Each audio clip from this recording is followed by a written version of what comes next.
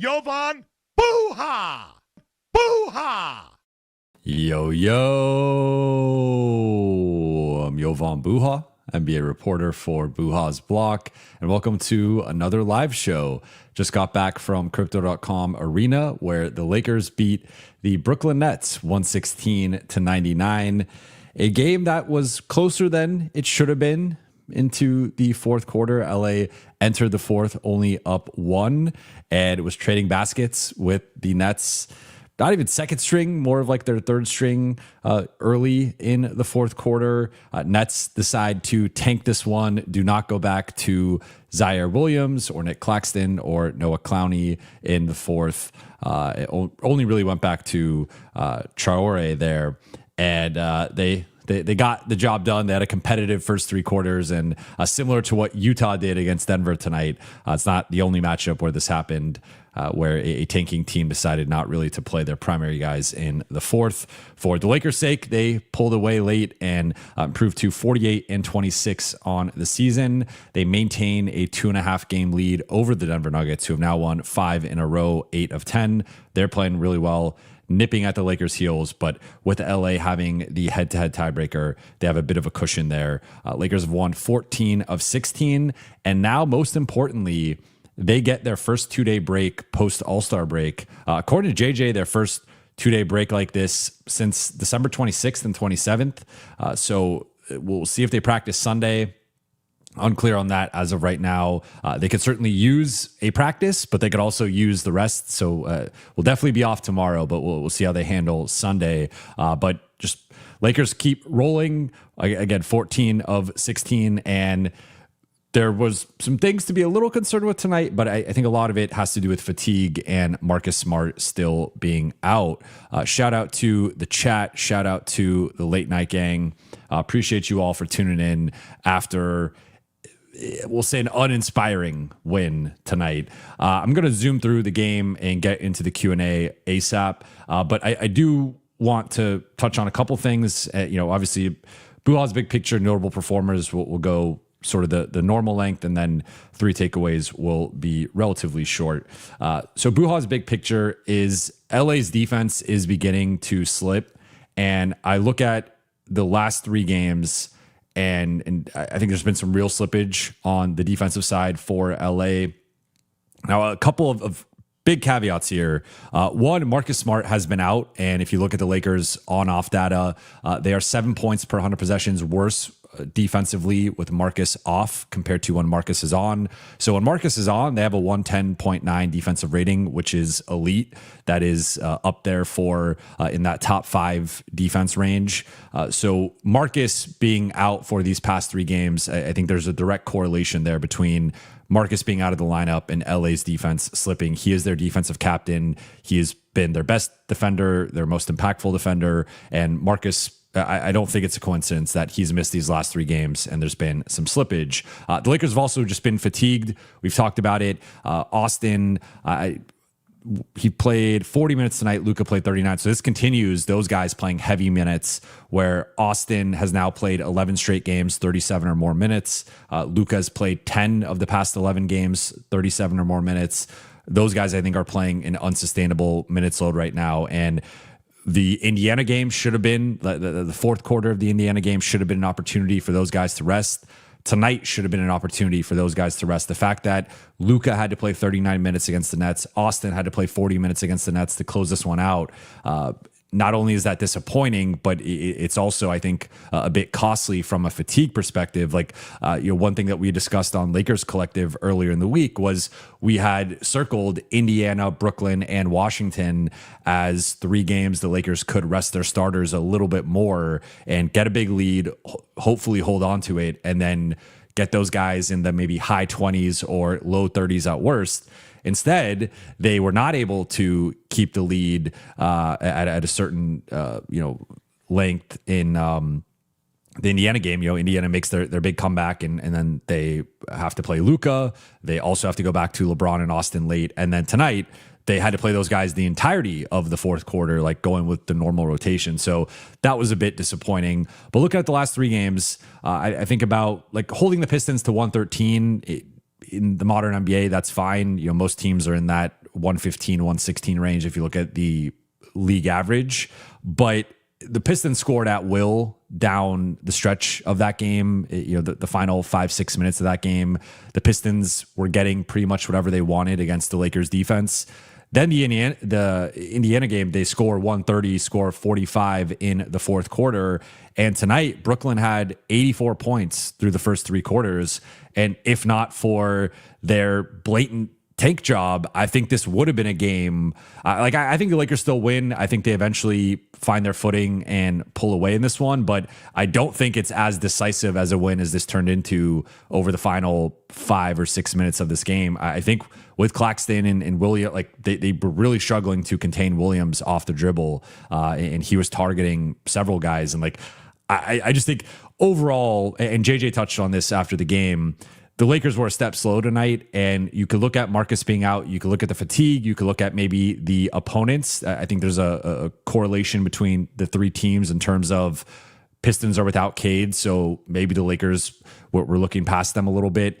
Indiana, obviously one of the worst teams in the league. Brooklyn, I would argue, is the worst team in the league, especially with who is available tonight.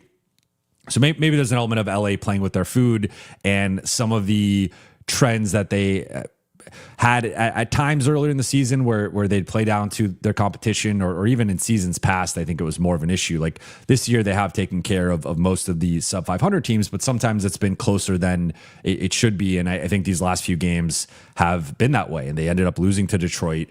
They barely beat Indiana, and they beat Brooklyn by 17. But again, this was a 2-possession game midway through the fourth quarter, even with Brooklyn's third string guys out there. So I think there are certainly some offensive things where the Lakers have gone through some shooting struggles. They've had these clusters of turnovers, and the ball movement has stagnated at times. But I think the offense has been largely fine and adequate at a minimum. It's mainly been the defensive side where, frankly, to me, they've looked like the team they were earlier in the season, the way that they were defending in November and December and January. And again, I don't want to overreact to this and say that the defense is turning, back into a pumpkin, or that they can't defend at a certain level. But I do want to there's been some concerning things on that end of guys just not rotating, way too many open 3-pointers, and the second efforts and the multiple efforts on possessions. It's been rotating out to guys. It's been containing the ball. It's been offensive rebounds. Brooklyn, there was a lot of reasons why Brooklyn won the possession battle so convincingly. Brooklyn took 26 more shots than the Lakers tonight. It's insane that they lost the game by 17. Would you attempt 26 more shots? A big part of that was because the Lakers attempted 27 more free throws, and the Lakers had one fewer turnover. But even within that, Brooklyn had 12 offensive rebounds, and compared to the Lakers 6, and that played a big role in them just getting so many more opportunities to score the basketball than the Lakers. Though again, we have to factor in 27 more free throw attempts is roughly an extra 14 shots or so for the Lakers. So if you add that in, but it's still like a plus 10, plus 12 for Brooklyn from a shot attempt perspective. And I just thought the Lakers were a step slow tonight. And again, we could chalk it up to no Marcus, just got back from a road trip and played a tough slate on the road. We're running on fumes by the end of that. And then on top of it, you're playing a lesser team. So maybe you're not as focused as you could and should be. But this is something to monitor as the Lakers now get into a tougher stretch of the schedule where they're going to play Washington on Monday, almost certainly without Luka Doncic, who picked up a double technical getting into it with Zaire Williams. That will be his 16th technical. This one I do not see being rescinded. The other one, based on the way that went down, that there was clearly a case, especially Luka made his case post-game. I do not see this one being rescinded with Luka making contact with him. Zaire Williams clearly made the worst contact or worst contact relative to Luka with basically slapping him in the face. But I don't see Luka pushed him. It was a little push, but he made contact. He pushed him, and I don't think that's going to be rescinded. So Luka will pick up a 16 technical. He will be suspended for Monday's game. Lakers are going to appeal it. JJ already said that, but I don't see that one being overturned. So they're going to be without Luka, who's been carrying the offense in a major way for most of this stretch, but especially lately. Like Luka's usage, I mean, going into tonight, he had 4 straight games, 29 plus field goal attempts.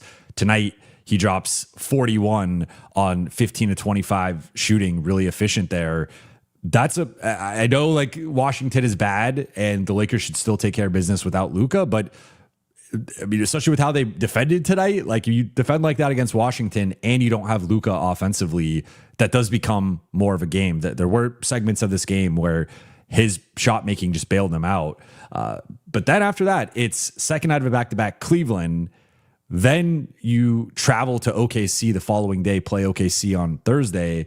Then you go to Dallas. Then you come back. You do have 2 days off, but then you host OKC. So the next week is going to be tough with basically from that Tuesday to Tuesday, you play Cleveland, OKC, and OKC, second time. Like that's a much tougher stretch. So point being, the Lakers have to clean up the defensive side. There were certainly some things I liked defensively tonight.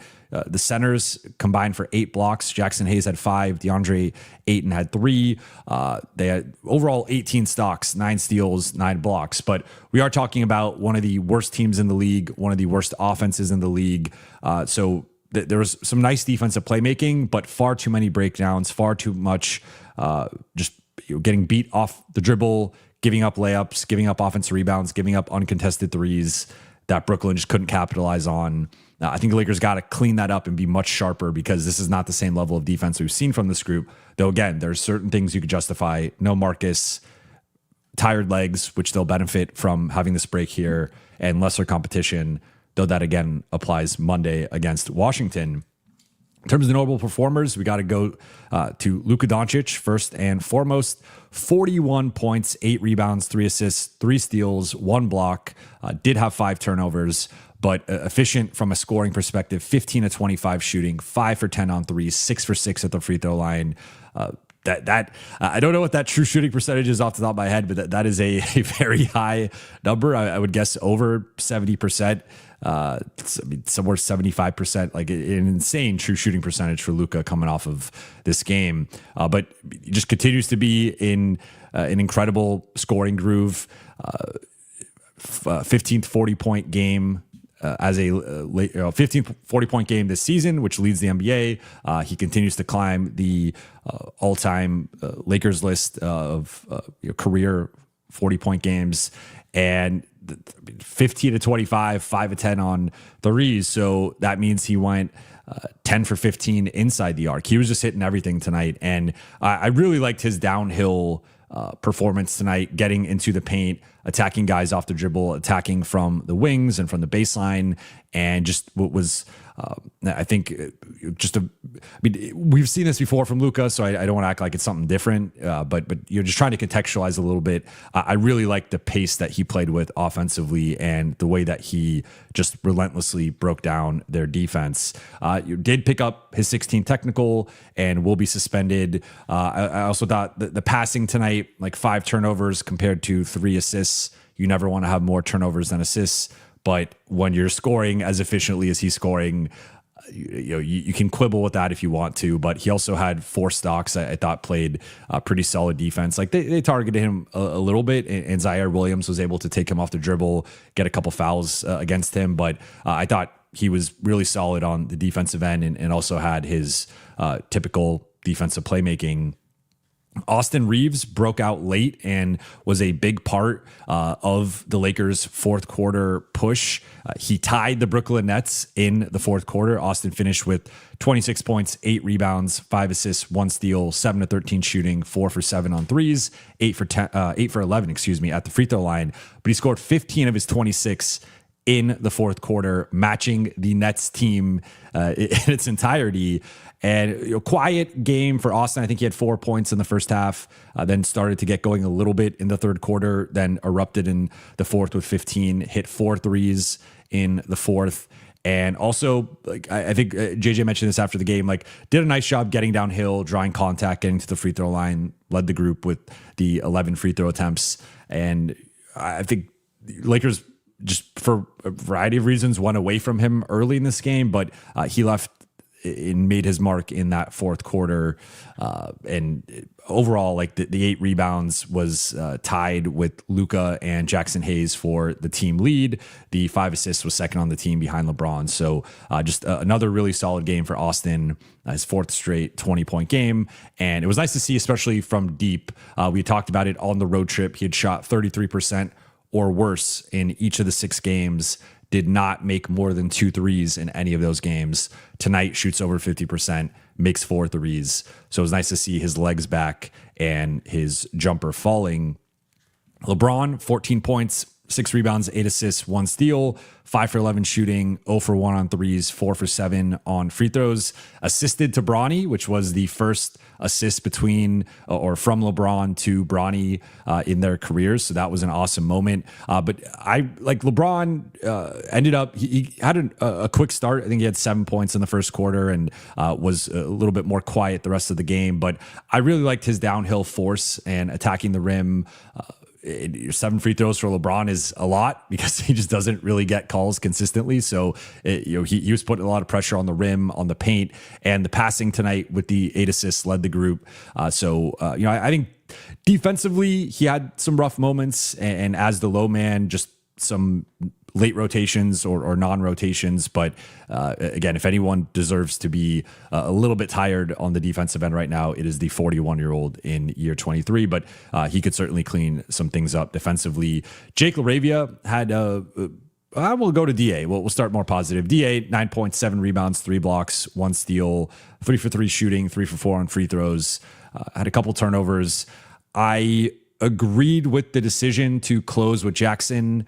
I thought Jackson had a better game than DA, but DA was solid, especially in that first shift. I just thought they started to get some breakdowns with lobs and offensive rebounds during his second half shift, and then JJ didn't go back to him, so he only played 22 minutes. But DA, in general, especially I feel like he's had a lot of strong opening shifts recently, which I have, I think that's been a positive development with him. So, I mean, not too much to take away from this one, but I thought he was solid. 9 points, 7 rebounds, 3 blocks. You take that, and I thought had some nice.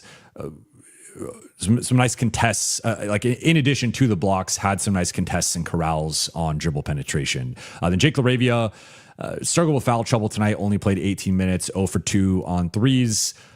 Quiet performance from him. Got the start with Marcus out. He started over Rui, who I am not sure. JJ didn't clarify if he was on a minutes restriction. I would assume so, coming off of the injury, but Jake only played 18 minutes and yeah, with 4 fouls. Like, would you have more fouls than points as a starter? That's never great. I thought had some solid, like typical solid Jake defense, but was a little too over aggressive with some of the contact. Had the silly foul where a Nets player, I forgot who grabbed the rebound, but grabs the rebound. Jake just pushes him out of bounds. Then he picks up an offensive foul, screening, in the backcourt and stuff like that. Like, I think he's got to be a little bit better with just picking up some of the silly fouls. Then off the bench, Rui came back, played 26 minutes, 8 points, 3 rebounds, 1 steal, 0 for 2 on threes, but that steal that he had during his first shift was awesome. Nolan Traore tried hitting Nic Claxton with an entry pass over the head. Rui deflects it, gets out in transition, dunks it. Had another baseline drive where there was a breakdown from the Nets and dunked it on that. And then I believe had one of his trademark pull-ups for one of his buckets as well, and then also got to the free throw line a couple times. Then Jackson, I thought Jackson was great. Like, this continues. Jackson to me has been just ascending these last 5 games. 10 points, 8 rebounds, 5 blocks for Jackson. I believe that's a season high. 1 assist, 2 for 3 shooting, but 6 for 10 at the free throw line. They could not stop fouling Jackson in the paint. And the Lakers closed with him. He had the 4th best plus minus on the team behind the big 3. And I just think Jackson is ascending and peaking at the right time. And after a prolonged stretch there of a few weeks of not quite being himself, before and after his injury, he's come back and been playing some great basketball. Then Luke Kennard picked up a technical. It was the Lakers have officially corrupted Luke Kennard with the complaining after non-calls. He picked up. It was right after Luka, like a couple of minutes after Luka picked up his double tech, but hit a 3 in the first half. Had a big drive in the second half. And one thing with Luke that I am continuing to monitor, and was talking about this with some of the people at halftime at the game. The Nets were targeting him a lot, and this is like, I think there's a clear reason like why you target him just compared to some of the other guys with his physical limitations, but there's also the benefit of, because he's such a great shooter, if you could target him and get him off the floor, then that plays into your advantage of the Lakers just have one fewer shooting option. But it is becoming, I think, a little bit more of a problem here over the last couple of weeks, where teams have really been able to like he's the duck out there. He's the guy that they are going at. And with how much the Lakers switch, if you have someone who's like 6'6" or above with a certain amount of wiggle, a certain amount of strength, a certain amount of athleticism, they can get downhill and score over Luke, or at least draw the rim protector over and then drive and kick.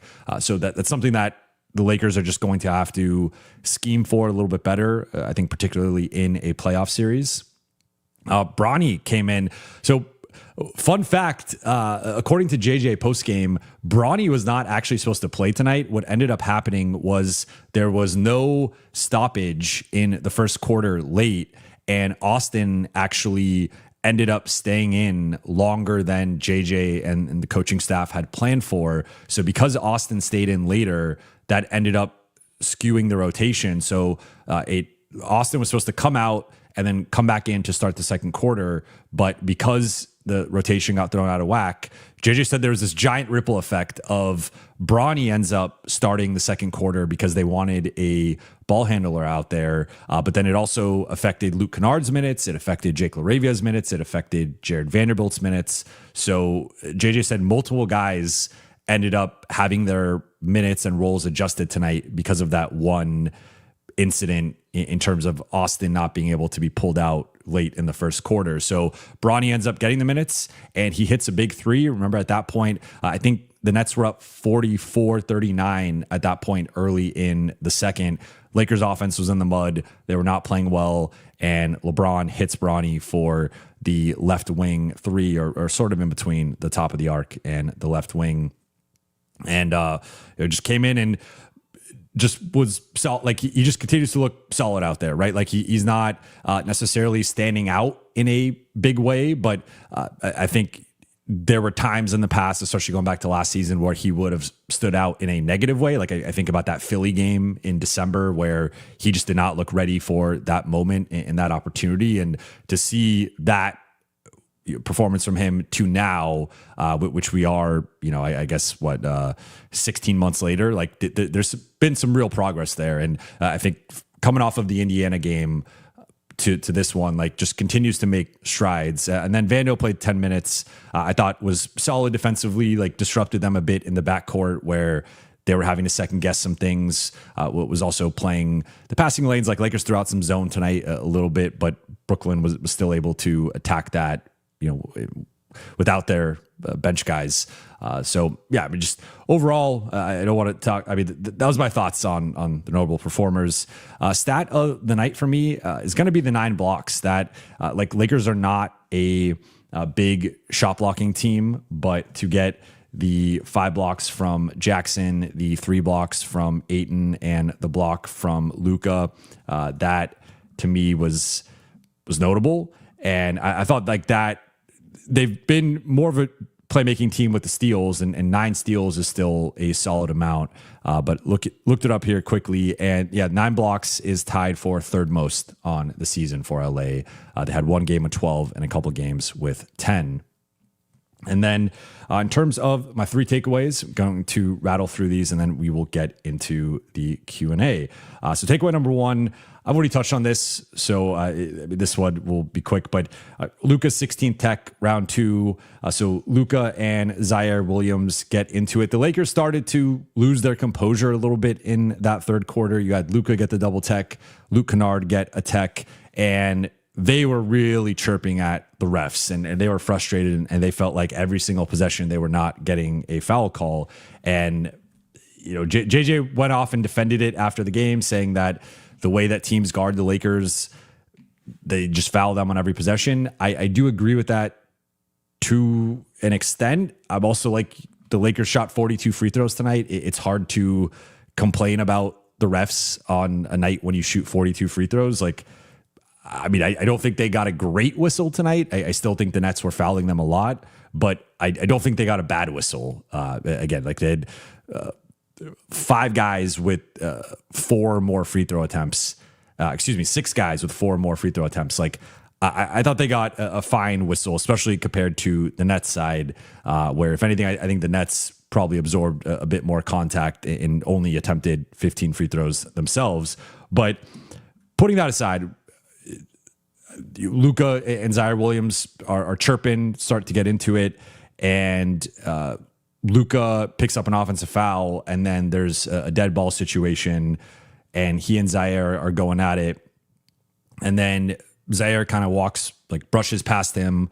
Luka gives him a little shove. It was a baby shove, but technically it was a shove. He made contact with him. Then Zaire responds, whipping his hand back, doing the Lou Dort Draymond move and slaps Luka in the face, chin area.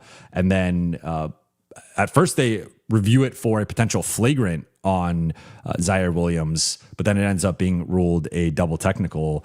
And the Lakers, now Luka has 16 techs. He will be suspended for the game on Monday against Washington, which, all things considered, if there's a game for Luka to miss down the stretch here, it is Washington. That is the easiest remaining game for the Lakers. That is the most expendable game from the context of they should still be able to take care of business with Austin and LeBron against Washington. But now, though, with the additional technical, he can pick up 1 more and he won't be suspended with the 17th tech, but now he's 2 away from a second suspension. So just have to monitor that over the final 8 games. Takeaway number 2 is Nic Claxton's scouting report. So Nic Claxton has long been a favorite center target of mine. I think over the last couple years, he's been my second favorite center target behind Walker Kessler, who remains my white whale of center I would like the Lakers to acquire. But 16 points, 7 rebounds, 3 assists, 8 for 10 shooting. Only played 23 minutes, did not play in the fourth quarter. I think if he plays, it's a little bit more competitive there. But I thought this game from Claxton was far more representative of the type of player he is compared to the last game against Nic Claxton. Against the Lakers, where early February, the end of the Grammy trip, he had 10 points, 5 rebounds, a couple of assists in that one. I thought tonight we saw him as a lob threat, him as an offensive rebound putback guy, had a couple putback dunks, had a couple lob finishes. Also with the playmaking, I think that's an underrated part of his game. You saw there was multiple possessions. He just grab and go. Jordi Fernandez and the Nets have empowered him to, you get the rebound, you can dribble the ball up the floor. And so I think there's a versatility there offensively. And then again, with the 3 assists, really good in DHOs, and I think can be a playmaking, but by center standards, but by typical center standards, can do some playmaking hub stuff, not at the level of a Jokic or a Şengün or some of the best passing bigs in the league. But I think at least comparatively to DeAndre Ayton, for example, I think Nic Claxton is a much better ball handler and passer from a center perspective. I think Jackson's a solid passer. I think Nick is a slightly better passer, but it's relatively close there. But I do see a lot of similarities between Nic Claxton and Jackson. I just think he's a better version of Jackson.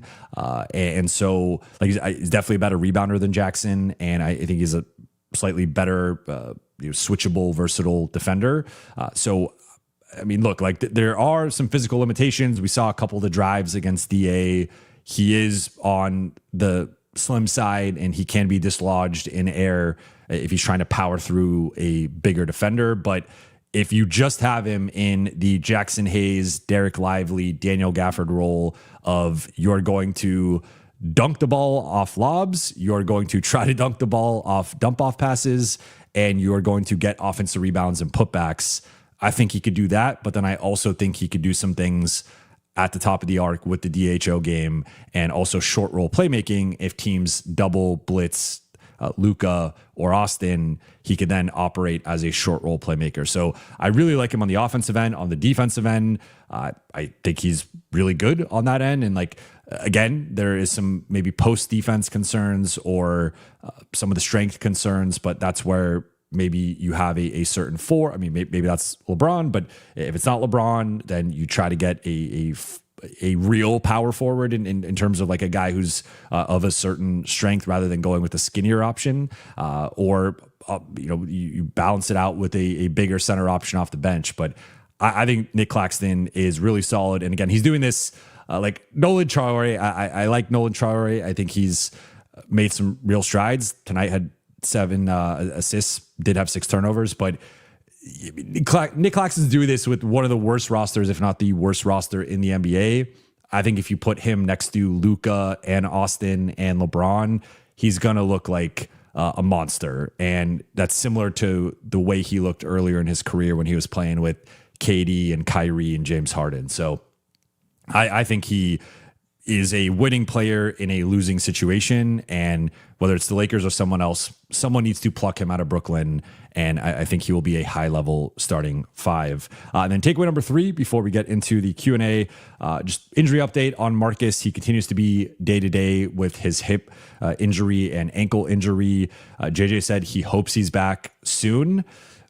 The hope part gave me a little bit of like a little concern there of it was not definitive. It was not like he's back on Monday. It's just day to day. And as I've said countless times on here, day to day with the Lakers can be day to day, or it can be week to week, or it can be month to month. I don't think it's that serious. I don't think he's going to be out that much longer, but Marcus is now dealing with a couple of things. And he is a guy who has dealt with, played 56 games the last 2 years, 54, 56, and like has an extensive injury history. Plus he's in his early 30s. So the Lakers probably just need to put him in bubble wrap until the end of the season. Like he'll go back to playing, he'll go back to starting, but I think they got to be careful with his minutes and just managing him down the stretch here, because yes, it could cost them maybe a couple games. Like if he's not playing his full minute allotment against OKC or Cleveland or whatever. But at the same time, you need Marcus ready for game 1 of the playoffs. That's the most important thing. And Lakers are still in a strong position to get the number 3 seed. But with all that said, let's get into the Q&A here. First one from Jay. Thank you for the super chat. LA ranks 5th in free throw attempts per game since All-Star break, but ranks 27th in free throw percentage. This has to change come playoffs. We'll lose close games to good teams shooting 69%. Nice. Yeah. So I'm surprised it's even that high. I thought last I checked, the Lakers were in the double digits in terms of free throw attempts post All-Star break, but that was a few games ago. So last few games, it's probably risen, and now 5th is solid. But based on the Lakers' offensive style and just the way they want to play, like you want that to be first or second. You want that to be even higher. But yeah, they have not been getting the same caliber of calls or same whistle that they got during the first half of the season, and I think that's partly been why guys like Luka and LeBron and Austin and even JJ have been so visibly upset and frustrated at times and have been complaining about it at times after games. At the same time, I think, my default stance on this is like, I think the Lakers typically get a pretty good whistle. There have been some games and some losses recently where they've gotten a bad whistle. So I'm not saying they always get a great whistle, but more often than not, I think they're typically like coming out on the positive side of the free throw battle. And part of that is certainly their style of play, but part of it is I think they have a bunch of star power and they have guys who are really good at drawing contact and sometimes selling it. So, but yeah, I totally agree. Like the free throw percentage has been concerning.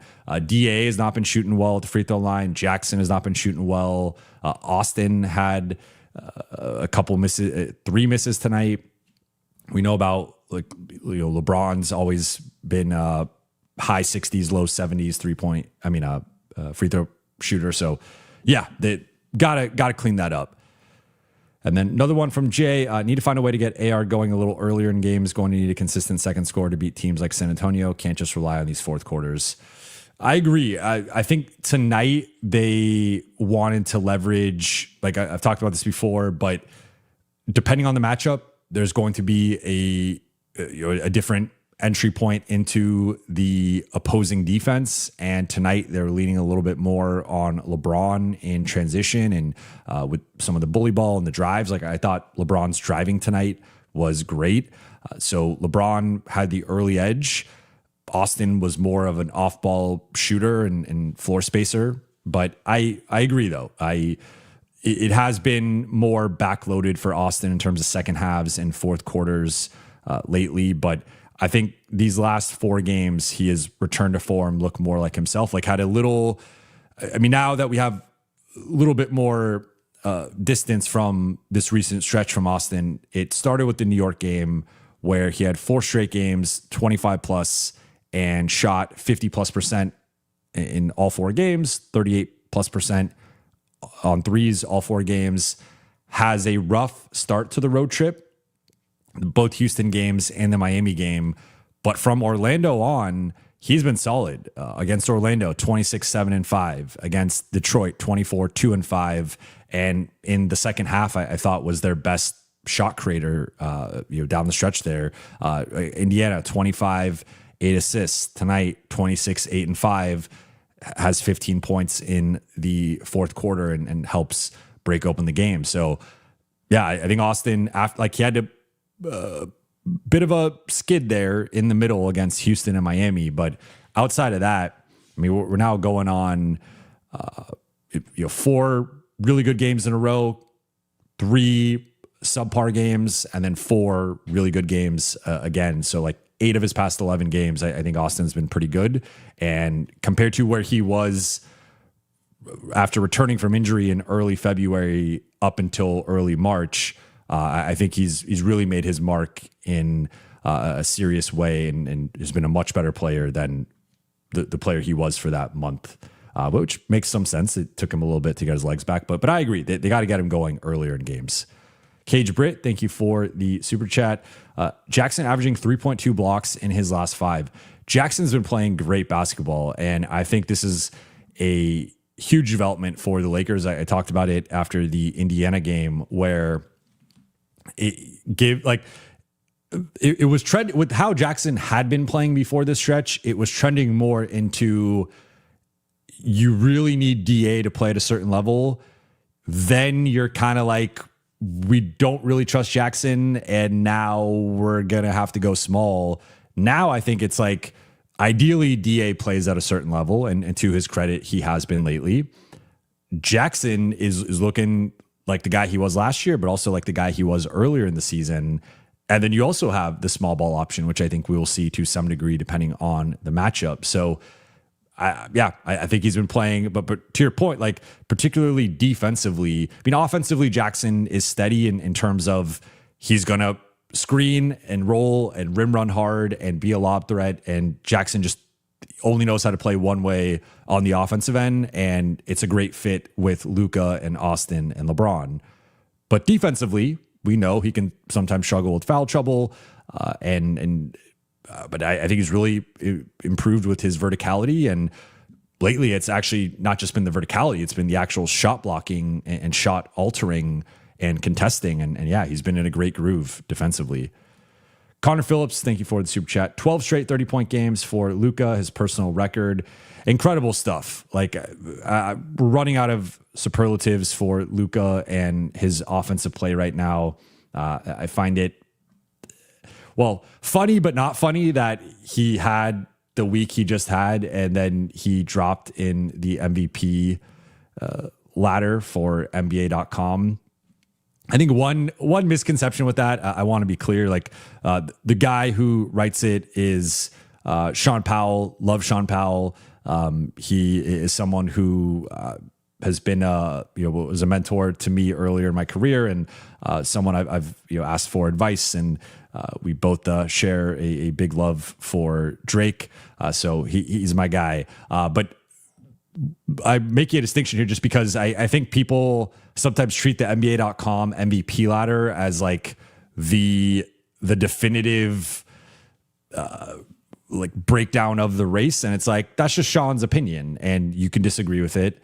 And I think I would have Luka higher than fourth on my list, but I feel like that one in particular, like other sites or people do their MVP rankings every week. And I think because it's the NBA.com official one, people have a certain reaction to that because then it feels like it's coming from the NBA.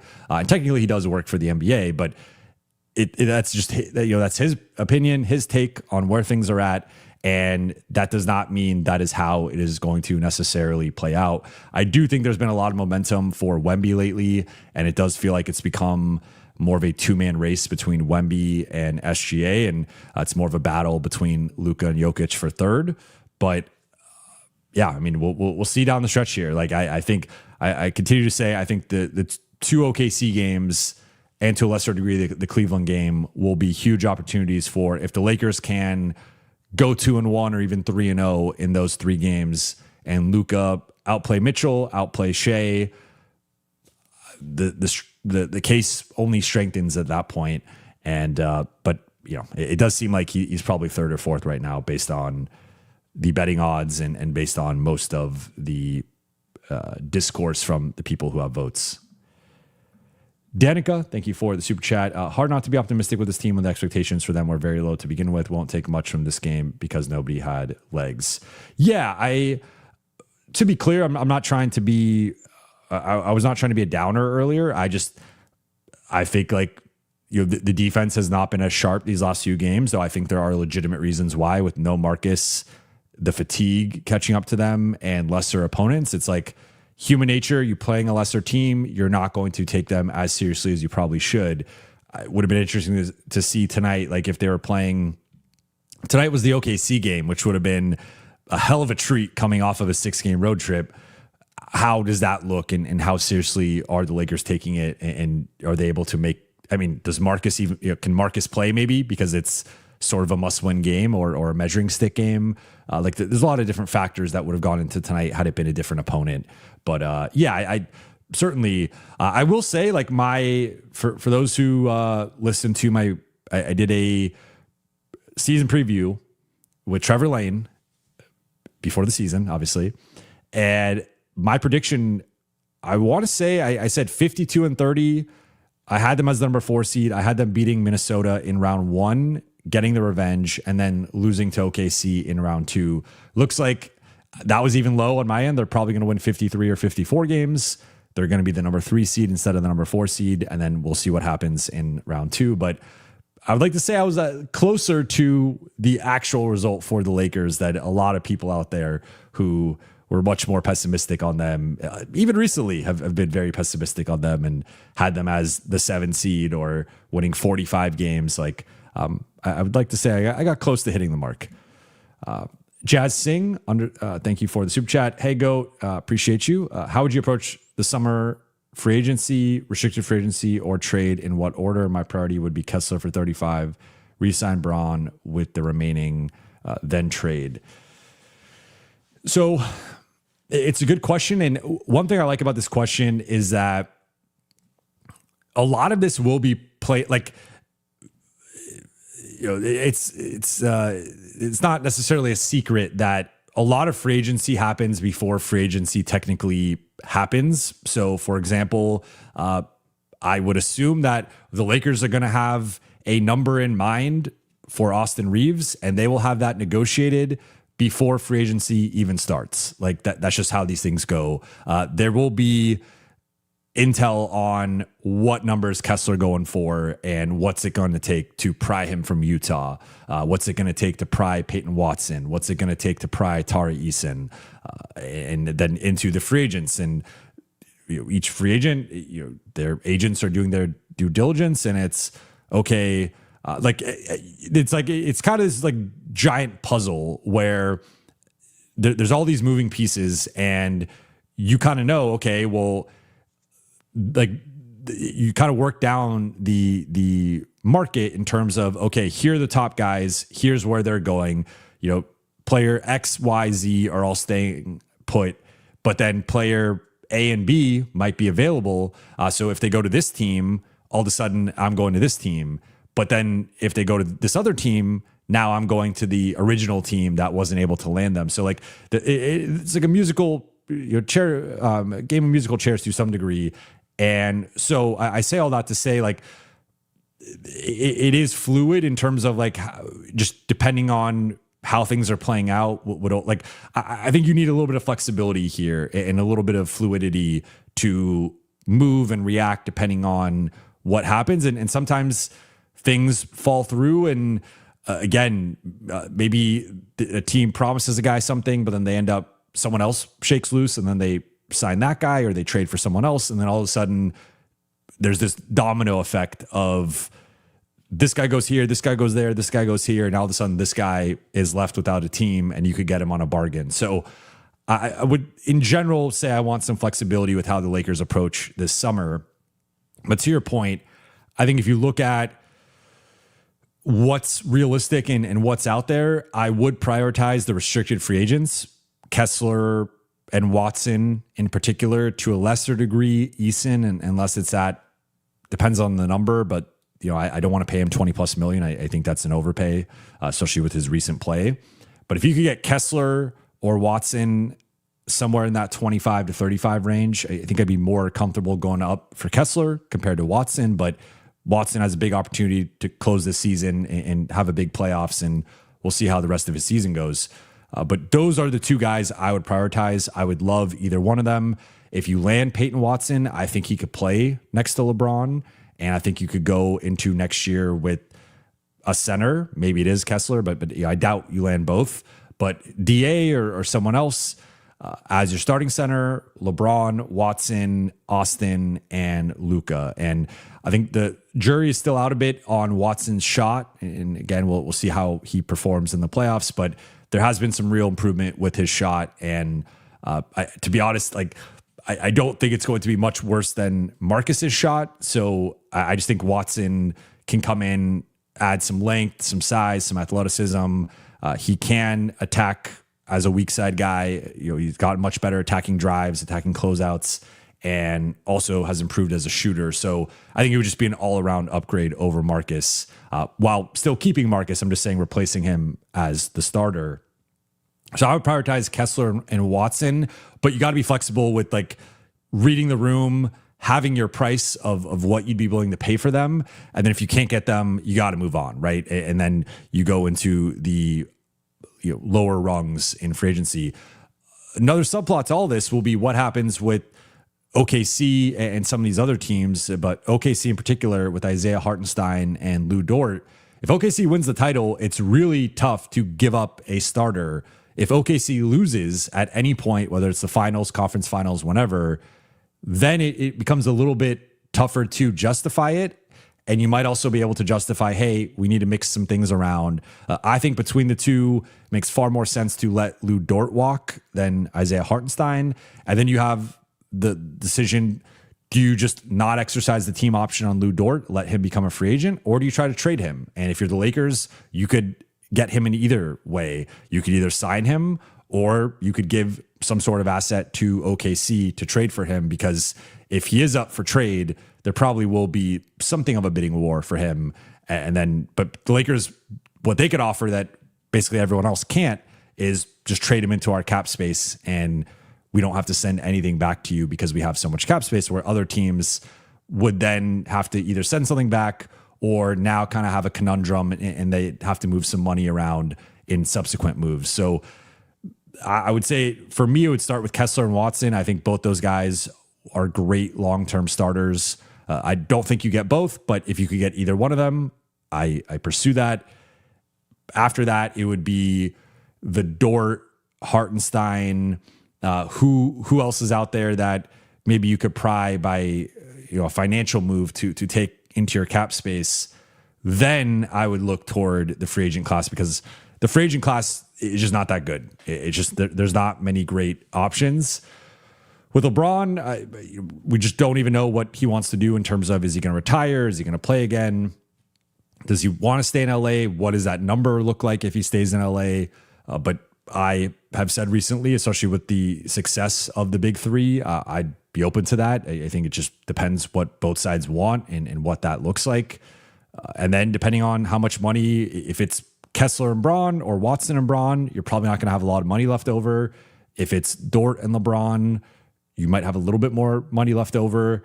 If you don't land any notable free agent and you just keep LeBron, then you can maybe do some short-term stuff with, okay, we're keeping Marcus, we're keeping Rui, we're keeping Luke, we're running it back, but we're doing maybe 1+1s or 2-year deals or whatever, keeping some flexibility, and then trying to make some moves during the season or trying to make some moves next summer.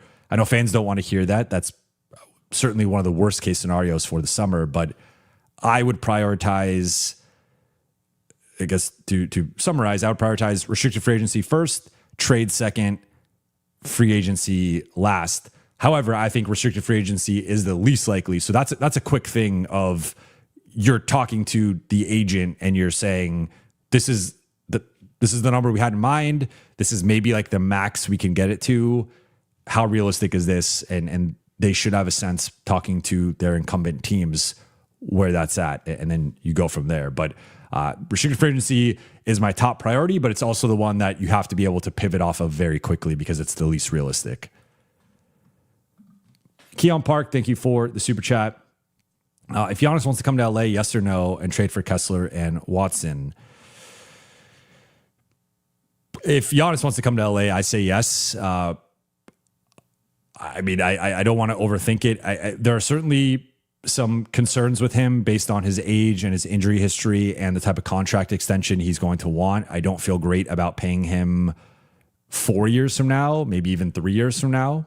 I feel fine the next couple years, but 3 to 4 years from now, when he's in his mid 30s, that would be a bit concerning. But I also think championship windows are fleeting. And if you can get Giannis and have a 2-year window here where maybe there's some, maybe LeBron is willing to play for the minimum and stay, or you move on from LeBron, but you have Giannis, Luka, and Austin. I think just with the Luka Giannis pairing alone, I think you have the foundation of something special. Like, you rarely see, I know Giannis hasn't been in the discourse as much recently for his play. It's been a lot of the trade stuff and just his future. But I mean, he's at a minimum a top 5 player. I know Wemby's ascended to a certain level now. So at worst, you could put Giannis at 5th. But like, healthy Giannis, and that is a caveat with him being healthy, is a top 5 player. And if you could pair Luka with another top 5 player, that is a rare level of pairing that you just, I've made this point several times before, but that's like KD and Steph together with the Warriors. That's LeBron and AD together the title year with the Lakers. That's going back to Pippen and Jordan together, like Kareem and Magic. You just don't get 2 top 5 guys together very often. And typically when you do, that leads to championships. I think it's an even different, like, to me, this is a different level than even, people will throw well, what about Phoenix with, like, this is different.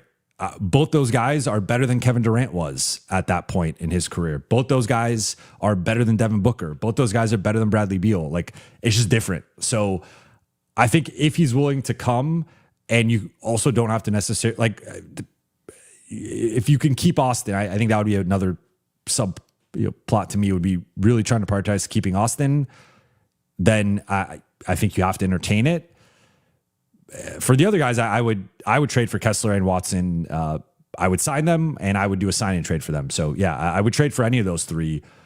The Giannis stuff, though, like, there's a lot of risk involved. I just also think that if the alternative is, I'll give you 2 options here.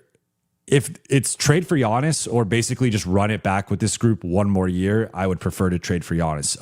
If you can get a Kessler or a Watson and there's an opportunity cost there of like you can get the RFA or you trade for Giannis, like that's more of a conversation to me. And I probably would prefer just going and getting a Kessler or Watson and prioritizing your starting group, prioritizing your depth and flexibility versus going all in on Giannis, Luka, and potentially Austin. But again, if it's like, well, if we don't get Giannis, we're just going to run it back because there's like Lou Dort gets traded. There's a dark horse team, Chicago has cap space and Chicago's like, or Utah, or maybe Kessler's available, whatever. Lou Dort goes somewhere else. They keep Hartenstein. There's really no one on the market for the Lakers to trade for. The restricted free agents all stand pat or stay put. They maybe go, someone signs with some team, but it's not the Lakers. And then you just look at the unrestricted free agent class and you're like, okay, are we going to be like, oh, we added Mitchell Robinson and Quentin Grimes. Those are our two big moves that are going to put us on the OKC San Antonio level. Like, no, I think you have to aim a bit higher. So that's where Giannis, I think, becomes more of a possibility. But I guess to go back to the previous question, I would still rank the RFAs above Giannis, probably like these two RFAs in particular, as guys I'd rather pursue, then probably Giannis second. Then it depends who's available via trade, but if it's like Giannis versus Lou Dort, I'd rather have Giannis, to be completely honest. Then trades for like lower level starters than unrestricted free agency, but I will say I've never been like super gung ho on the Giannis situation, and I've cooled on it more than even as cool on it as I was previously. So I think he's going to end up elsewhere. I don't think he's coming to LA, but we'll see. Savage, thank you for the super chat.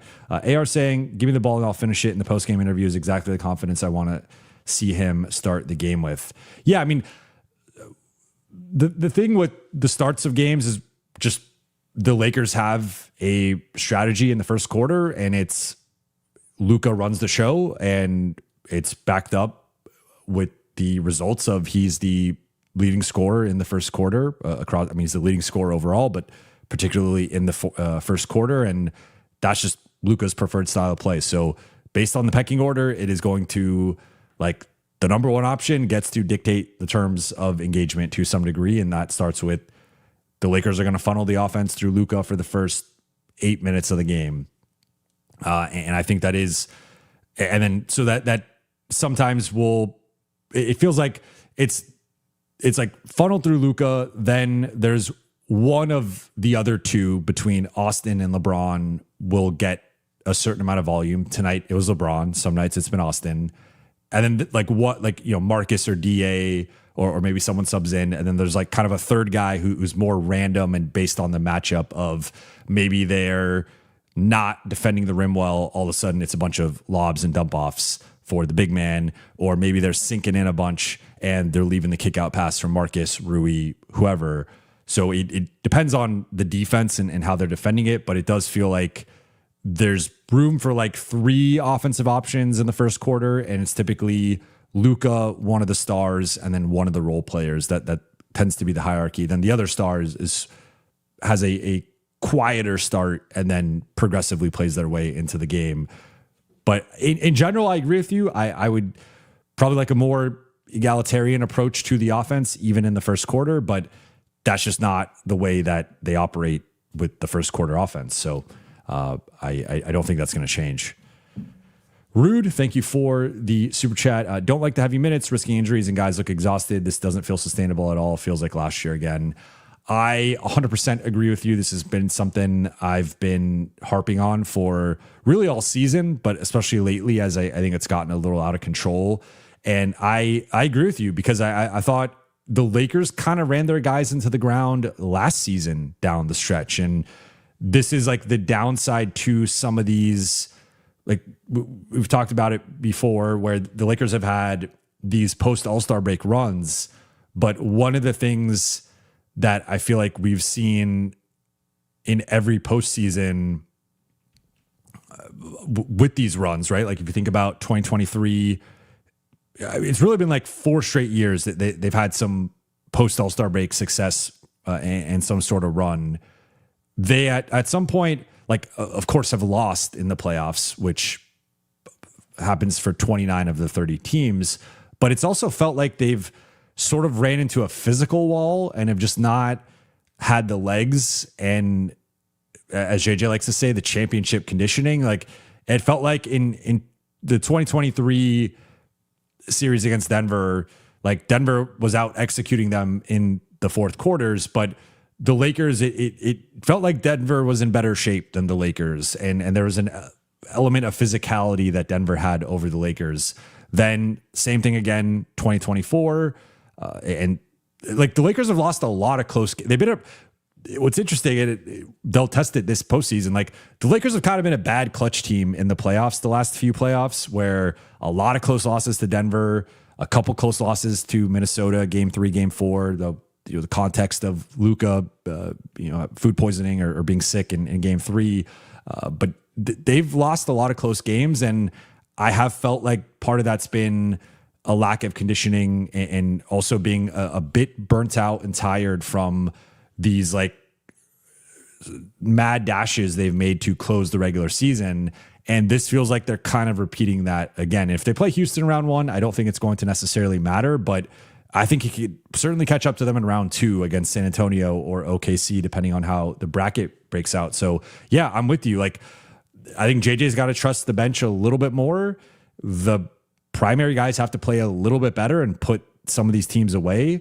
And like Luka's now forced into taking a break. Luka's going to get a break on Monday, but that also means like, are you playing now LeBron 38 minutes against Washington? Are you playing Austin 40 minutes again against Washington? Like those dudes need a break, and LA's got like, I don't think they're going to rest anybody else on Monday, but I mean, even LeBron, I think about just as being 41, like, can you find a rest day for LeBron at some point coming up here? Just because you got to be careful. And I think they're doing something that they've done before. And to me, to your point, is unsustainable, especially when you have your primary competition in OKC and San Antonio are blowing everybody out left and right. I know OKC ended up, they blew out Chicago tonight, but like it was a closer than expected game. Chicago was up for a bit of it, but those teams are managing their minutes with their stars, and I think that bodes better for the playoffs than what the Lakers are doing. Connor asks, when does Luka play Zaire Williams again? I think you might drop 50 on him, add him to the list of dudes Luka has a grudge against. Yeah, so I will say too, with Zaire Williams, I know he's been a popular guy in the chat in terms of a potential Lakers target. We could probably cross that one off the list after today, and Goga Batadze after the Orlando game. Maybe Zaire, we go back to, I'll always remember Ron Artest going into the showers to talk to Kobe after the 2008 finals, and they were able to patch things up, and Ron Artest ended up eventually signing with the Lakers and being a big part of them winning that second championship. So not to compare him to Ron Artest, I'm just saying, like, if Kobe and Ron Artest and Kobe and Matt Barnes can make up and add those guys when it was even, there's even more beef, I think at a higher level, I think maybe Luka and Zaire Williams can make up at some point. But I think you could probably cross Zaire and Goga off the list. Amaris asks, would you guys rather lose or rest the players?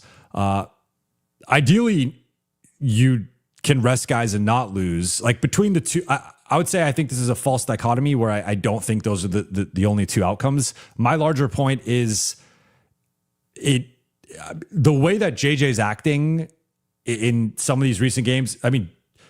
Just take JJ at the way that he's running the rotation. JJ is basically saying, if Luka and Austin don't play 40 minutes every night, we can't beat these teams. And it's one thing if it's Denver and it goes to overtime. It's one thing if it's New York and it's a close game. Minnesota and it's a close game. Like I get it in like the bigger matchups and the statement games, but you can't tell me like they could not find a way to structure the rotation and those guys play 36 minutes instead of 40 and the Lakers still win some of these games. And even, I think even tonight, like Lakers were up, 12-13 with like 3 minutes left. There's a timeout and JJ still keeps the guys in. And I'm like, that's just been something that's kind of bothered me all season where even in some of their blowouts, he has played the starters into 8 minutes, 7 minutes, 6 minutes left. Tonight, if you're going to blow a 13-point lead to the Nets third string, then like you probably deserve to just lose that game at that point. Like I don't see why they could not have gone to pulled the big three and gone Jackson, Rui, Luke, Jake, Vando, or Rui, Luke, Jake, Bronny, or Vando, Bronny, something like that. And if you cannot run a functional offense for 3 minutes with a 13-point lead against the Brooklyn Nets third string, I'm out of words with that. So like, I just think I think there's an art to like finding pockets of fourth quarters in wins to like just shave off some minutes here. And I think tonight they would have still won the game if Austin Reeves played 37 minutes instead of 40. They would have won the game if Luka played 36 instead of 39. Like that's more my point. I'm not talking about like 26 minutes or 28 minutes. I'm not talking about some drastic change. I'm talking about a few minutes, but it doesn't sound like much, but 1 minute at the NBA level, like it not all minutes are created equally. And like, I do think for some of these, particularly Luka and Austin, it's gotten a little out of hand here where they should not be playing. Like, I forgot the extent of the stretch, but right now, like, it'd be one thing if this was kind of like a league-wide thing of all these teams are playing their guys a certain amount of minutes. Luka and Austin are both top 3 in minutes over the past like 20 games. Like they're just overdoing it a little bit, in my opinion. That's all. G notes the minutes thing is a DK and JHS problem. First round picks that didn't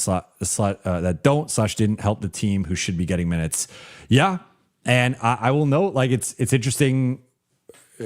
JJ's had a couple of opportunities here to play some of the younger guys and no Dalton Connect or Kobe Buffkin. Like if you're Dalton and Kobe Buffkin, you're in competition with Bronny and Bronny's getting a couple shifts over you and has, I thought, been solid the last couple of games. So yeah, I mean, they definitely have a back end of the roster problem. This is something I've harped on before, but I still think, again, if you can't run a lineup of Luke, Bronny, Jackson, Vando, and Rui and not get outscored by 13 against the Nets bench, I don't really know what else to say.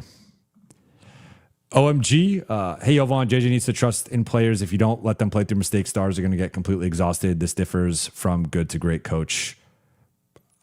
I don't disagree with this. And look, like maybe he changes the approach down the stretch here. And one thing that Jason has been saying on Lakers Collective is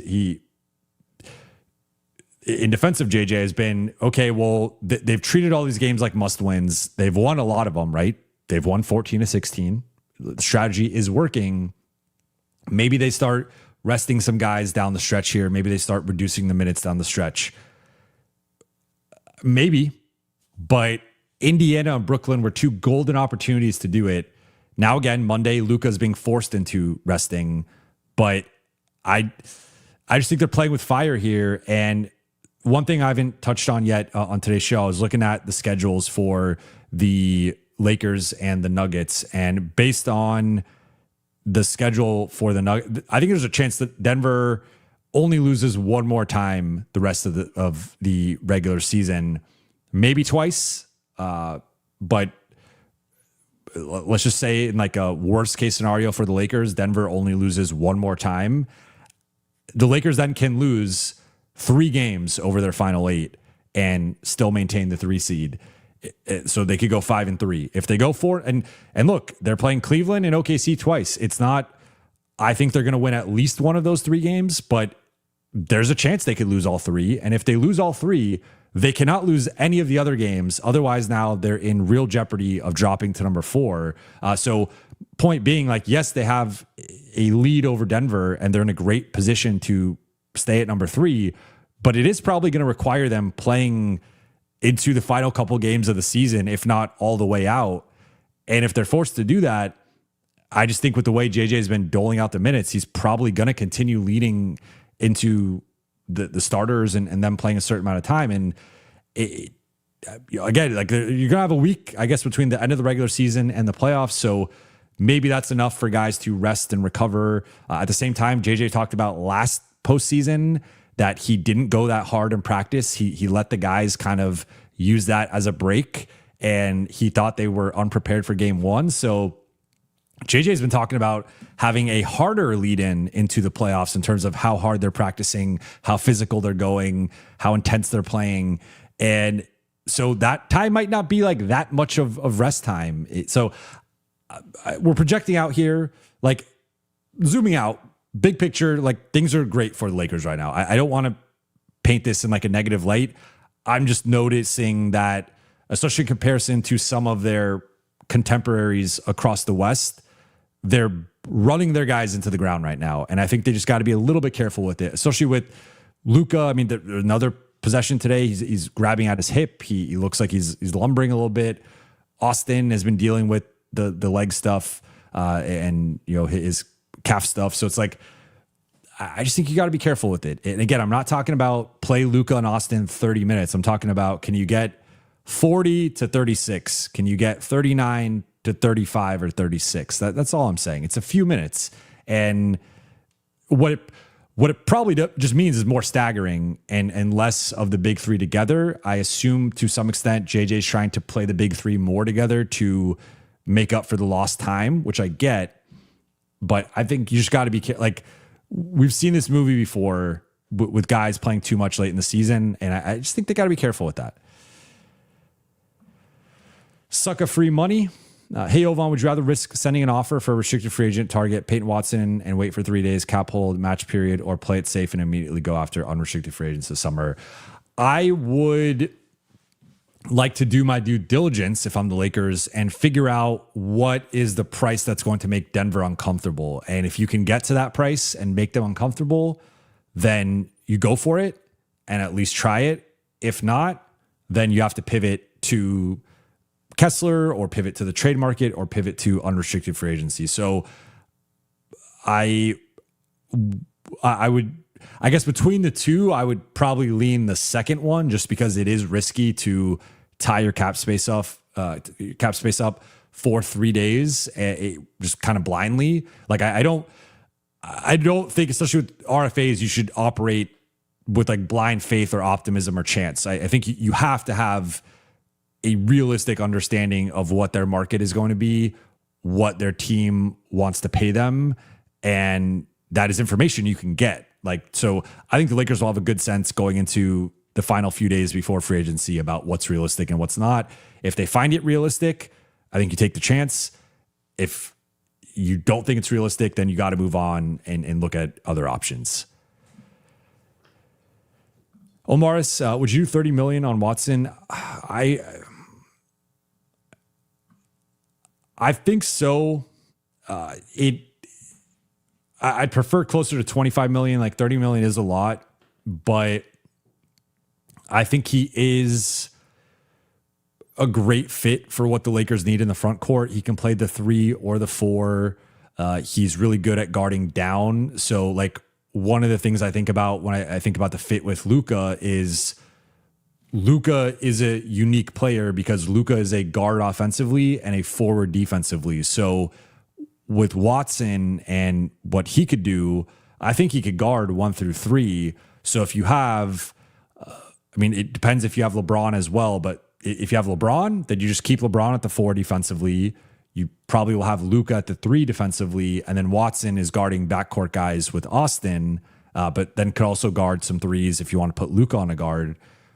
But then if LeBron's not there, like he can guard 1 through 4 and but I think you'd ideally want to then add like another bigger forward as a 4. Maybe it's even Rui, and maybe Rui's guarding 4s and Watson's guarding 1 through 3, and then Luka's guarding the 2 or the 3, whoever's the lesser option, and then Austin's guarding the other backcourt guy, and then Watson's on the best perimeter guy. I think his defensive versatility and utility would be huge. Then he's really developed as a shot creator and scorer and shooter. And then he also does a lot of the little things with the rebounding and the hustle. And so I just think he would be this type of Swiss Army knife for LA that would be a very useful front court player for them. So 30 million, there is an element here of, and I've said this before with restricted free agency, like you probably need to overpay a little bit. Like that's the name of the game in restricted free agency. It's not, there are some guys you could poach for lesser amounts that are maybe bargains, but for the most part, it's like you have to overpay or structure the contract a certain way and poison pill it to try to poach one of these guys from their incumbent teams. Because if it's hey, let's pay Peyton Watson 20 million, Denver's going to match that. If it's pay Walker Kessler 22 million, Utah's going to match that. The whole point is, because of the structure of the system, you have to overpay a little bit to steal the player. You have to make the incumbent team feel uncomfortable at that number. So inherently, it's not the best value. Like restricted free agency is not the greatest value typically, unless a team is in a situation where, which Denver might be in, where like they just can't really afford the guy. And then, yes, you're maybe overpaying like a little bit, but maybe you could even get a discount of maybe Denver's like, we can only pay him 25 million and you pay him 26, 27, and it's maybe a little bit more than you want to pay him, but you're still getting him at like a relative bargain, and you could outbid them that way. But I think 30 million is probably on the highest I would go. But look, there's a chance that he has a great postseason. I'm really interested to see if Denver stays in the 4-5 and they play OKC in round 2. I think Watson could be a huge part of that series. And if he's going toe to toe with OKC and holding his own and a real factor in that series, that's someone that now it could also go the other way where maybe he doesn't have a good postseason and his value drops a little bit. And maybe now we're talking 25 million instead of 30 million. And maybe that's better for the Lakers long-term. Like regardless of how he performs, I still would want him. It just would obviously factor into like the contract of what, like if he has a bad postseason, I don't know if I want to pay him 30 million, but you might not have to pay him 30 million. If he has a great postseason, that number could go higher, but I think that's probably like the range he'll be in. Mishra asks, how did Wemby leapfrog Luka in the MVP race after one game when Luka had a 43-point efficient game and Jokic passed him 2? This seems less like a genuine race and more agenda-driven MVP losing value. So one thing I mentioned earlier was just that this is one person's opinion. Like I think people are taking it like gospel or like it's coming from the league. I think the thing that's going to be way more reflective here of where the MVP race is at is the final straw poll from ESPN, because that's 100 people voting on it. I would presume 70 to 80% of the voters are actual voters in it, and that will show us where the MVP race is actually at.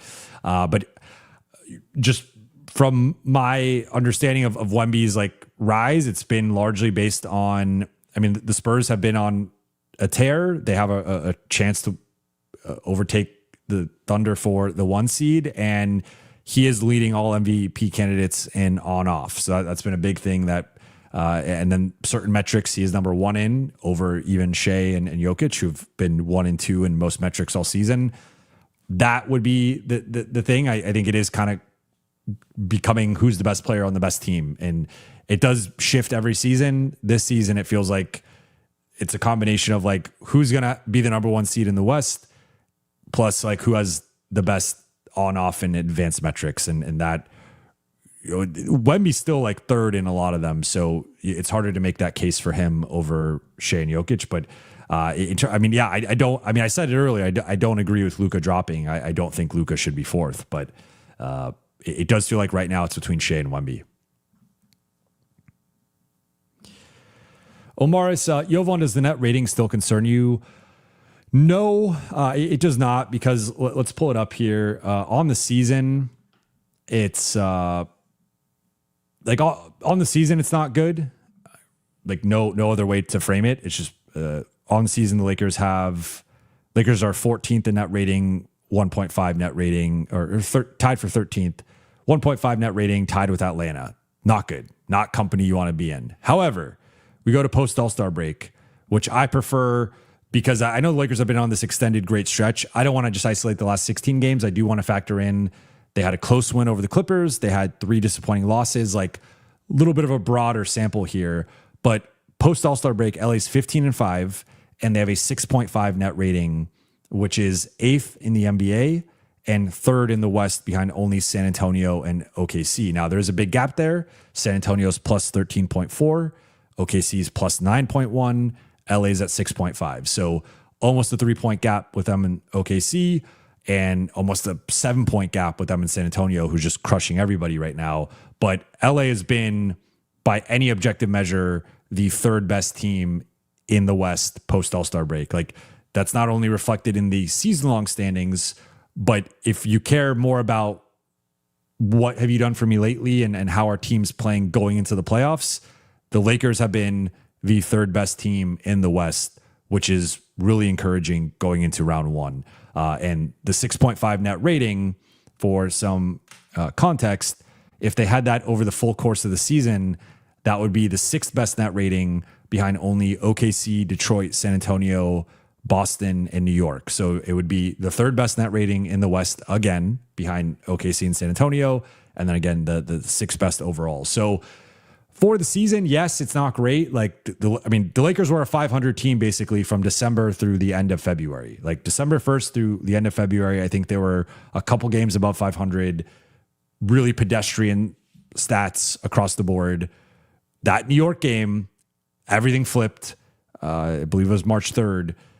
Everything's been different, or maybe March 5th. Everything's been different since then, and they've won 14 of 16, and they're on an absolute tear right now. So the recent net rating, I think, has been great.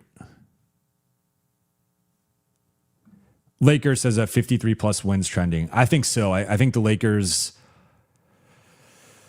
final 8. I think 6-2 would be great, but I think they go 5-3 or 6-2, which means that they win 53 or 54. So yeah, I'm with you.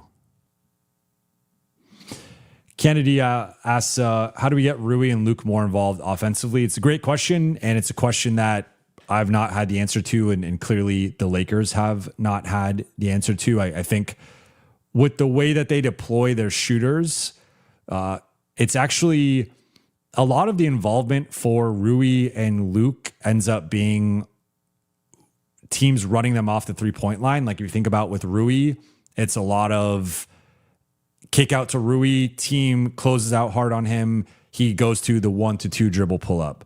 With Luke, similar thing, not necessarily a pull up with Luke, but Luke will then start the blender, get downhill and try to drive and kick or potentially score for himself.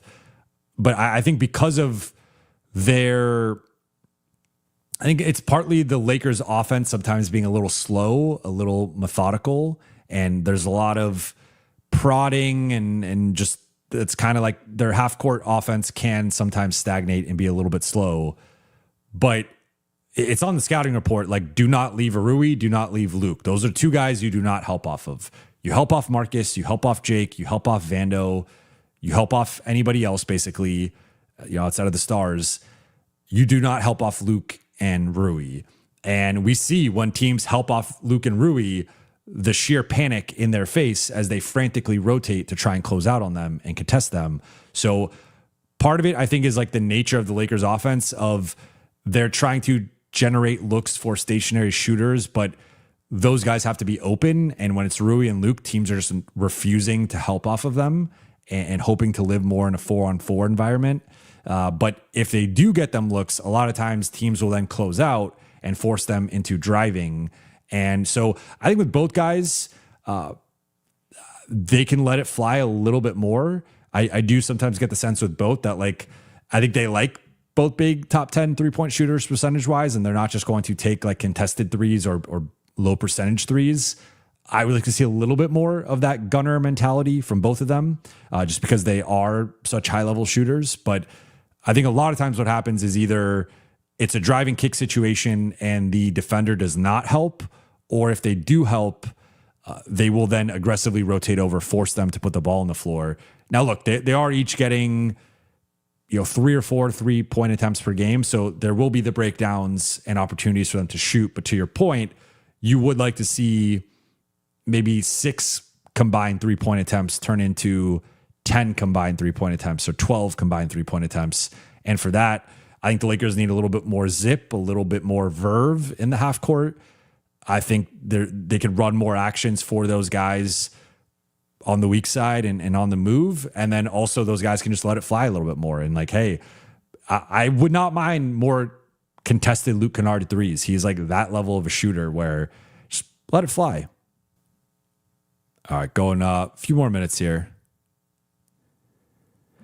Matt says, Jovan, I think the Lakers' downfall in the playoffs will be the lack of depth and bench. OKC goes 10 deep, and I think Lakers will wear down like last year. What are the odds Braun is back next year? I would even argue OKC goes more than 10 deep now. I think if you look at their projected,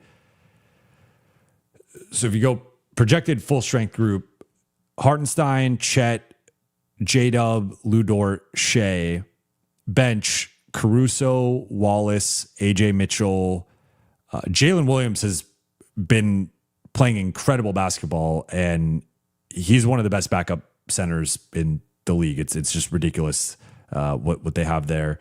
Then I would throw in Isaiah Joe and Andrew Wiggins. Aaron Wiggins, excuse me, not Andrew.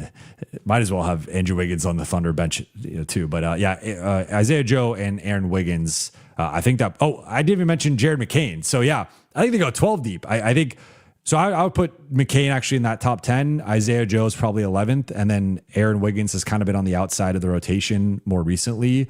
But if Aaron Wiggins is can't even say his name, is your 12th man, that is a great problem to have. Then you have Kenrich Williams as your 13th man. Those guys would be rotation guys on a lot of other teams. Like Minnesota could use either one of those guys. The Lakers could use those guys as like a 9th or 10th man. They're just ridiculously deep. In terms of odds, Braun is back next year. It's really difficult to say. Like I've said this before, but I'd be lying if I said I had a great grasp on it. I think one point I've been making recently is whatever percentage it was at before, I do think it has increased with LA's success. I think the vibes from both sides have been much better than they were earlier in the season. The fit with the big three, and I think LeBron's fit within next year's potential roster is in a better spot than it was at earlier in the season. So, if it was at 30% before, maybe it's at 35, 37% now. If it was at 40%, maybe it's at 45%. I think it's gone up a bit, but I think there are 3 doorways. He returns to the Lakers, he goes somewhere else, or he retires.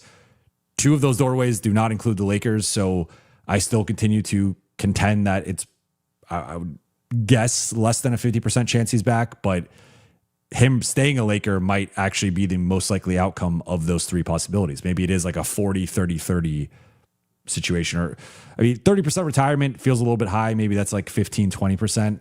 And then you split the other 80, 85% between the other 2 outcomes. So maybe it is 45, 50% he's back, and then 40% he's somewhere else. But because the other factor here you have to remember is, like, if he stays with the Lakers, he doesn't have to move and he gets paid the most money. It's really difficult to see a situation where he goes somewhere else and gets paid anything above the minimum or one of the exceptions. So Lakers can, if Lakers are willing to pay him $20 million, no one else that are his like realistic potential suitors can match that. So he can stay put, stay with Bronny, stay with his family, remain a Laker, make more money, and based on the way the Lakers are playing, based on the way the Lakers are looking, like, play for a contender next year. So I think the Lakers are his best option, but I think there's a lot that goes into it of what does he want to do? How much money does he want from the Lakers? Because I made this point on Lakers Collective earlier in the week, but it's like when you're negotiating with Cleveland, it's a very simple negotiation.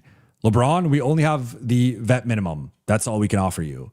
With the Lakers, it's a little tricky because they could technically pay him $55 million. They have all this cap space and money to pay him. They're not going to do that. But then then it gets a little bit more personal, right? Because then it's like with Cleveland, unless they're going to dump Jared Allen, which would make their team a worse team, they just say, hey, LeBron, we have the minimum for you. The Lakers, it's like, you actually have to get into his value and what makes the most sense and what the options are. And it could be a range of 15 million, 20 million, 30 million. I don't know where that number is. And I think there's a lot of factors that go into it, but it gets when you can pay more and you're offering to pay less, then it becomes more personal and a little bit more oh, so this is what you think of me. This is what you value me. When it's Cleveland or Golden State or wherever, it's like, hey, dude, all we have is the vet minimum. That's all we can do. If we would love to have you, we will make you a starter. We'll make you play a certain amount, whatever. We can't offer you more than a vet minimum. So that's where I wonder where the conversation and the negotiation goes. But I think it's definitely gone up from wherever it was earlier in the season. All right. Missed a few super chats. So back in the super chats, Keon Park. Thank you for the super chat. I agree on overpaying to get RFAs, but by doing it, our own players might not like it. Like Smart, if he opts in, getting $5 million while Watson gets $25 million. Therefore, Smart would opt out for more cash. Certainly, that's a risk you run. I'm just going to say this now. I would be shocked if Marcus Smart opts in with the impact he has made. There was a graphic that I retweeted earlier in the day. I think it was from Basketball University, where I could just pull it up here, but it was basically looking at the most impactful defenders from an on-off perspective, best half-court on-off defense. So this has it at this is per Cleaning the Glass. Wemby is the leader at minus 10.4. Rudy Gobert is second, minus 9.7. And this is the difference between when they're on versus off. So I guess the way to actually interpret this is San Antonio's 10.4 points per 100 possessions better with Wemby on versus off. Rudy Gobert's 9.7, Dante DiVincenzo's 8.7, Derek White's 7.8, Marcus Smart is 7.3, fifth in the entire NBA in terms of on-off differential defensively. So doesn't mean he's the fifth best defender in the league. There's several guys like a Jaden McDaniels or all of OKC's perimeter defenders or whoever that should be in this mix as well. But point being, Marcus Smart has been making a huge impact on the Lakers. He stayed largely healthy this season, and Marcus Smart is going to get paid this summer, whether it's from the Lakers or someone else. So there are a bunch of playoff level teams that if I could pay Marcus Smart most, if not all, my non-taxpayer MLE, I'm throwing that at Marcus Smart. Now, it's a risky proposition because he's in his early 30s. He does have an extensive injury history, and you don't know what you're going to get over the next couple of years from him from a health perspective. But the Lakers are going to have to pay Marcus. I know you're using this as an example. I'm just saying they're going to have to pay Marcus. He's worth double $5 million, if not triple $5 million. I think he is in that $10 to $15 million player combination. And if he was a little bit younger or a little bit healthier or less mileage, I think you could argue he's worth in the high teens, low 20s. He's been that level of player for LA this season. But to your point, yes, if the Lakers add somebody, if they add Watson, if they add Kessler, if they add Lou Dort, if they add whoever they potentially add, that is going to take up a chunk of your cap space, almost potentially half of your cap space. If not, if Watson's at 25, that's about half. If Dort's I think he's making 18, but maybe you sign him or let's just say keep him at 18, that's less than half. If Kessler at 35, that's almost 2/3 of your cap space. So you're going to have somewhere between, let's just say 40 to 60% of your cap space gone with signing some prominent player. Then that's before we even mention LeBron and what his potential contract's going to be. And if it's 15, 20, 25 million, that might be all of your cap space. Then you will have bird rights on Austin and I think Austin and Jackson are two guys they could just keep the bird rights on because they're going to be signing. They could re-sign them and just keep them on their cap hold. But you're probably then rescinding the rights to, like, Marcus opting out, rescinding the rights to Rui and Luke Kennard. And then you have the cap exception, which is about $9 million, the room exception. And then you have that $9 million to offer to one of Marcus, Luke, or Rui. I could see Luke going for less than that. I think he probably does go for less than that, but that's below, I think, market value for both Marcus and Rui.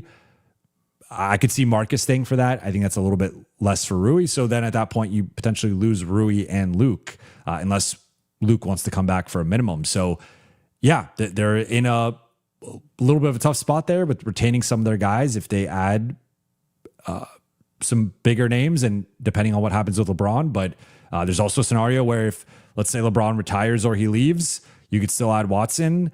You can re-sign Smart and Rui with the remaining cap space, and then you could use part of that exception for Luke and maybe someone else. And so, like, it really just depends on what happens with LeBron and what happens with the RFAs and trade guys. Atina, Josh Minot, sneaky 3-and-D target, or Minot, his last name phonetically screws me up, but yes, I like him. He had a solid game tonight. What did he finish with? 18 points, 6 rebounds, hit 4 threes. He's a guy who played in Boston. He might not. That's the correct pronunciation. It always gives me problems. But yeah, he's 23. He's been in Minnesota and Boston and now Brooklyn. I like him. Yeah, and he's rangy. He's in that like 6'8", 6'9" range. That would be a good dude to sign, especially if it's a vet minimum. BT Kingsley, how do we budget for Rui, Luke Smart, AR, Jackson, Braun? Great question. I just touched on it a little bit, but so a big thing with all this is cap holds. So I've talked about this before, but if you're keeping a player's rights, and the big thing with keeping their rights is, for example, with Austin, let's use Austin as the shining example here because he's the primary guy for them this summer with the bird rights. So with Austin, the way that the Lakers are going to operate is they're going to create the cap space that whatever that number ends up being, they're going to make their moves. And then at the very end, once they've agreed to whatever they agreed to, trades, signings, whatever, they are going to re-sign Austin and go above the cap to some number, whatever number it ends up being. But the key here is Austin's cap hold is $20 million or 20.9, 21, whatever. That is $10 to $20 million, depending on whatever number he gets. That's $10 to $20 million less than what he would be making. So for the Lakers, you get to earmark Austin as $20 million temporarily on your cap sheet. So, and you have his bird rights, so you can then go over the cap once you make your moves. But the issue is a guy like LeBron, his cap holds almost $60 million. So you actually have to rescind LeBron's rights or agree to something really quickly to make that work. Because when we talk about the Lakers free agents, when we talk about this cap space, this mythical cap space, it's reliant on there not being like rights to LeBron and to a lesser degree Rui, because Rui's cap hold is almost 30 million. He's at like 27, 28 million dollars. So the key here is Marcus opts out. Marcus will then be a free agent. Austin, you keep on the cap hold. Jackson's cap hold's $4.5 million. That's pretty low. You keep him at that range. I think they only have partial bird rights on Luke. I'm not exactly sure, but I think his is a little bit higher. I think his might be in that like 10, 11, $12 million range. So I think the way this plays out is they rescind the rights to Rui, they rescind the rights to Luke, they rescind the rights to LeBron. They keep AR and Jackson on their cap holds, and then they make the moves with the cap space, which could be keeping LeBron, Rui, Luke, and Smart with, let's just say, $55 million.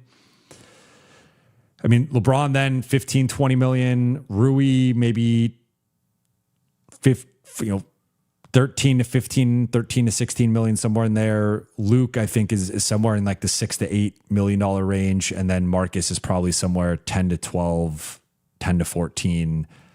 So quick math. I mean, let's just say LeBron's at 20, Rui's at 15, that's 35. Marcus is at 12, that's 47. Luke, you could fit in then at 8. So you could re-sign all those guys, then go over the cap, give Austin his 35 or whatever, 40, and then give Jackson 6 to 8 million and go a little bit over that 4.5 cap hold. And that's a way to fit all of it. The issue then, though, is you would still have your room exception of the 9 million, but then you're basically running back the exact same team and maybe adding like one notable player with that 9 million. But even then, it's almost certainly going to be a bench player. So I think it's really difficult to keep all these guys. I do think the two guys, assuming LeBron doesn't retire or leave, if LeBron is coming back, let's just say, I think it makes it far more likely Rui and Luke are probably gone. Maybe you can keep Luke. I don't see a way to add a big free agent and or trade player, re-sign LeBron, keep Marcus, and keep Rui. I think those four things are just kind of impossible to do. So you can trade or sign the guy, you could keep LeBron, and then you kind of have to pick between Smart and Rui, and I think they would pick Smart at this point just based on performance, value. He's just been a better player, more important player for LA this season. So, I think I feel like Rui's becoming a little bit more expendable. Now, maybe they really prioritize keeping Rui. And also, if LeBron just leaves or retires, then you have that extra money that you could then slide Rui into that and make it work. But it's a lot of moving parts here, and it's a little complicated, but I hope I explained it decently. The Wannabe GMs podcast. Thank you for the super chat. Mans is still working. LOL. Gotta respect it, man. Thanks. I would said I was about to wrap and then I went an extra 30 minutes or so. That's what we do here. But all right. I am going to wrap though. That is a perfect segue. I'll be back on Monday. No Lakers Collective on Monday. We're going Wednesday after the OKC game, but Monday I'll be back after the Washington game. And I'm overdue for a mailbag. So I had asked the members on Discord to submit some questions. You guys have done that. If any other members have some questions, please submit it in the Discord or submit it in the comment section, and you have your little membership logo, and I will round those all up and either do a mailbag for Sunday night or potentially Monday. Be back at some point in the next 48 to 72 hours with a mailbag, and then Monday, Washington, Tuesday, OKC, Wednesday, Lakers Collective, and then we'll probably do an evening episode with a guest on Buha's block. But appreciate you all. Shout out to the Late Night Gang. It was not the prettiest win of the season, but the Lakers won. They pulled away in the fourth quarter. They improved to 48-26. They strengthened their lead on the number 3 seed. They've won 14 of 16 games. They're playing great basketball overall, and they now get something very important heading into the playoffs, a break and a little bit of rest. So a couple days off before a back-to-back on Monday. But also, I realized I said Cleveland on Tuesday. It's OKC. I said OKC on Tuesday. It's Cleveland on Tuesday, but OKC on Thursday. But shout out to the chat. Shout out to the Late Night Gang. Appreciate you all. And for those watching on YouTube, please be sure to hit that subscribe button, turn on channel notifications, and like and comment on this video. About 30% of you who watch regularly have not yet subscribed. It would mean the world to me if you hit that subscribe button. And then for those listening on Apple Podcasts, Spotify, or your podcast platform of choice, please be sure to follow, download, and leave a 5-star review. It says Intel Wild, not Intel is Wild. Shout out to you. Thank you for the super chat. Appreciate it. But I'm wrapping here. Again, if you guys are part of that 30% who have not yet subscribed, it would mean the world to me if you hit that subscribe button. Appreciate you all. Shout out Late Night Gang, and I'll talk to you all very soon.